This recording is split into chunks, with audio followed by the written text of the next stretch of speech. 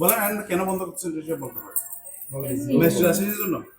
হয়তো বা এই জন্য। হ্যাঁ, হয়তো বা এই জন্য। ম্যাজিস্ট্রেট কি জরিমানা করবে এ বইয়ে? আমি কখনো ফেস করিনি।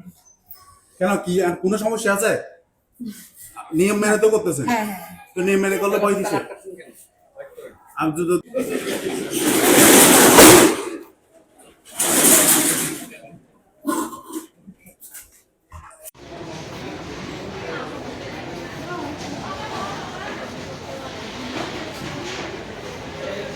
দেখেন এটা কত স্যার এগুলো প্যাকেটের মধ্যে বরাবর আসে না, একদম প্যাকেটের এগুলোর মধ্যে বরাবর আসে না। এখানে আমি শুধু এখানে অনেকেই আছে প্যাকেটের মধ্যে বরাবর আসে না, তাহলে এতটুকু আসে, কিন্তু এতটুকু আসে কখনো কখনো দেখেন অর্ধেকটাও আপনি আসে।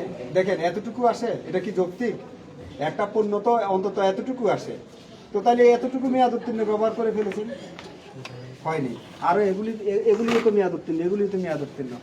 আপনি সতর্ক হবেন ভবিষ্যতে মানুষের জন্য স্কিনে কোনো প্রবলেম না হয়, ঠিক আছে?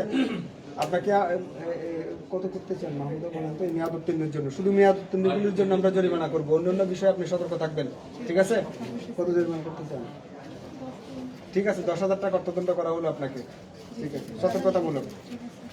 শুনেন, আপনার এখানে মানুষ হাই সোসাইটির মানুষ এখানে স্কিন কেয়ারের জন্য আছে, এখানে স্কিন কেয়ার না হয়ে এখানে কি হবে? এটা ঠিক না তো, মানুষ কত বিশ্বাস নিয়ে আসে।